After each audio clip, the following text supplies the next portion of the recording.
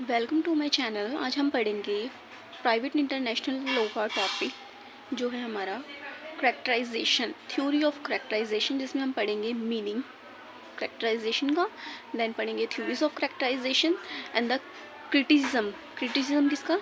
जो जो थ्योरी दी है साथ साथ उसका हम क्रिटिसिज्म भी करते जाएंगे। ठीक है, ये क्वेश्चन आपका लॉन्ग क्वेश्चन नहीं आता है, शॉर्ट क्वेश्चन 5 to 8 मार्क्स तक का आ जाता है, ज़्यादा बड़ा नहीं आता।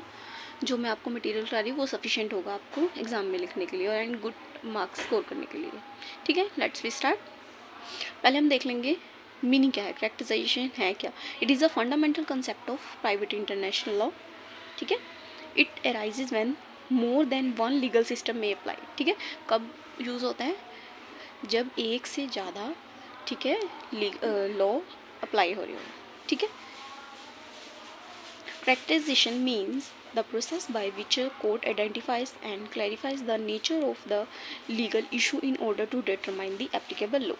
ठीक है, करेक्टराइजेशन एक प्रोसेस है जिसके द्वारा हम कोर्ट क्या करती है, आइडेंटिफाई करती है और क्लासीफाई करती है कि नेचर क्या है, उस जो भी लीगल इशू है उसका नेचर क्या है, कौन सा लॉ एप्लीकेबल होगा उस इशू पे। ठीक है, ये सब चेक किया जाता है। ठीक है, क्या चेक किया जाता है? कौन सा लॉ एप्लीकेबल होगा स्पेसिफिक जो भी इशू अराइज हो रहा है। ठीक है, आइडेंटिफाई कौन करती है?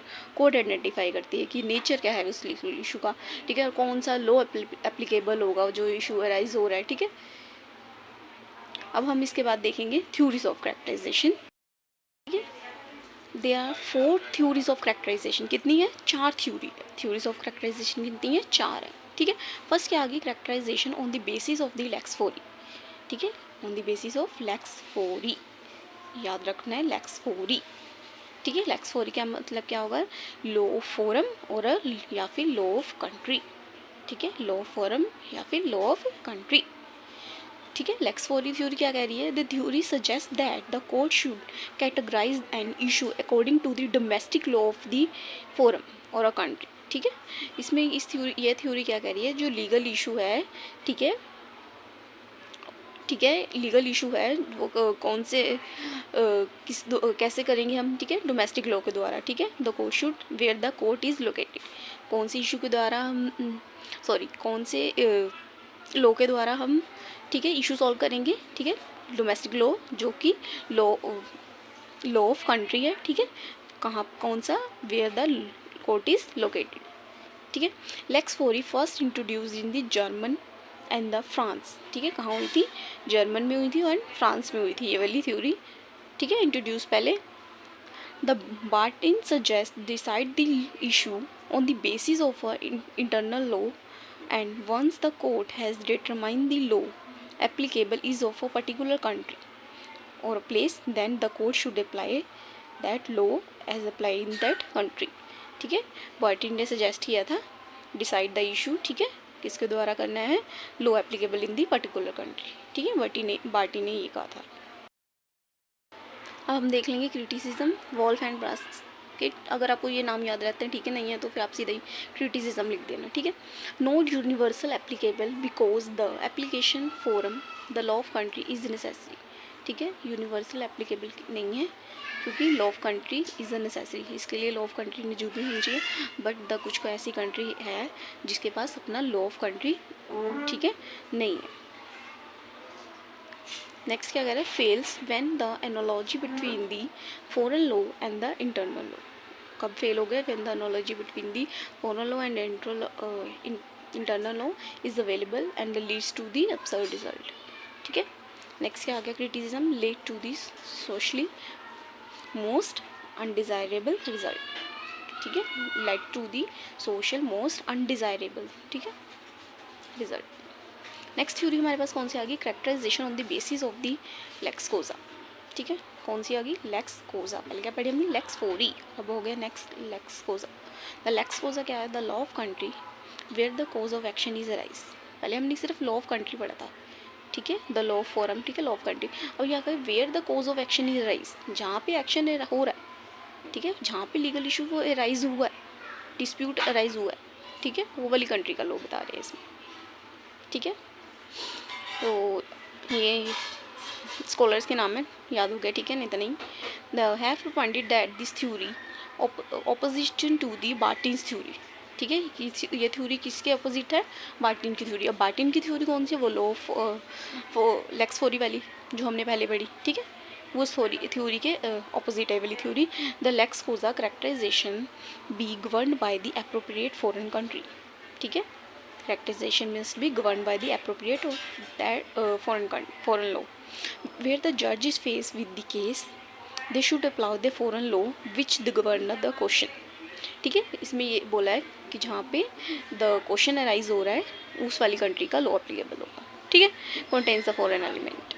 क्रिटिसिज्म किया था शायद the criticise how can classification made according that law, ठीक है, ये क्रिटिसिज्म हो गया। नेक्स्ट क्रिटिसिज्म आ गया हमारे पास theory of two fold characterization. कौन सी? Theory of two fold characterization, ठीक है। हमने लेक्स थ्योरी पढ़ लिया, लेक्स कोजा पढ़ लिया, दो थ्योरी वो होगी, तीसरी आ गई टू फोल्ड करेक्टराइजेशन, ठीक है, जिसको हम कहते हैं dual theory of lex theory and lex causae, ठीक है। चाहे शायद सब divided the characterization into two stages, ठीक है। ये जो थ्योरी है किसमें? टू स्टेजेस में होगी, ठीक है। प्राइमरी कौन सी होगी?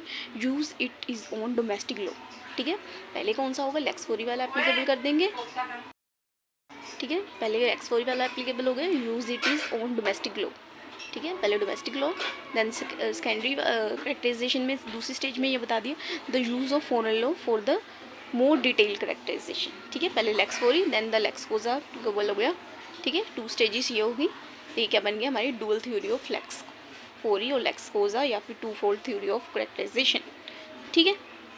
क्रिटिसिज्म क्या आ गया? Artificial and unreal, too much mechanical, ठीक है। आर्टिफिशियल है, अनरियल है और टू मच मैकेनिकल, ठीक है, क्योंकि पहली स्टेज आएगी फिर दूसरी स्टेज आएगी, इसलिए इसको ऐसे टू मच मैकेनिकल, ठीक है।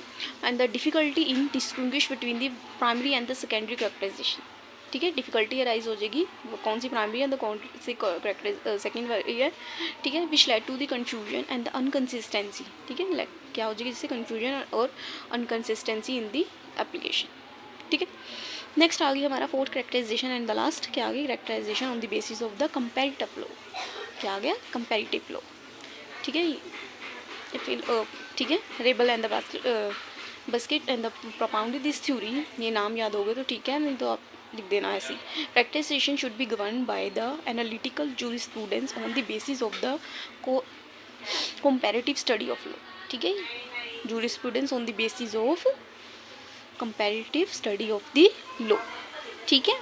कुछ ये जैसे मैं आपको कह रही हूँ कि नाम याद होगे लिख देना, नहीं लिखना, ठीक है। अगर आप लिख दोगे तो अच्छा ही, नहीं याद होंगे तो कुछ ना लिखने से तो बेटर है, तो आप आगे बढ़ो, आगे उसका कंसेप्ट तो लिखो, ठीक है। वहीं अटके रहने से बढ़िया तो आगे लिख दो जो आता है, ठीक है। इसका फिर हम क्रिटिसिज्म देख लेंगे। The demand high level of the expertise in the comparative, ठीक है, ठीक है। हाई लेवल ऑफ एक्सपर्टीज चाहिए, ठीक है, कंपैरेटिव लॉ के लिए। And it requires a court to go beyond their domestic legal concept, ठीक है। क्या चाहिए इसमें? Court go to a beyond their domestic legal concept, ठीक है, जो उसकी लिमिट है उसके बियॉन्ड जाना पड़ रहा है, ये क्रिटिसिज्म हो गया। और क्या गया? Engage in a deeper analysis of the foreign legal system, ठीक है, deeper analysis of the foreign legal. Comparative में आप ये दो कंट्री के लॉ है, कंट्री वन कंट्री बी, इन दोनों, इसका लॉ है इसका लॉ है, दोनों को कंपेयर करना है, इसको कंपैरेटिव लॉ बोल रहे हैं, ठीक है। चारों करेक्टराइजेशन की थ्योरी कंप्लीट। अगर आपको मेरी वीडियो अच्छी लगी हो प्लीज़ लाइक कीजिए, शेयर कीजिए एंड मेरे चैनल को सब्सक्राइब कीजिए।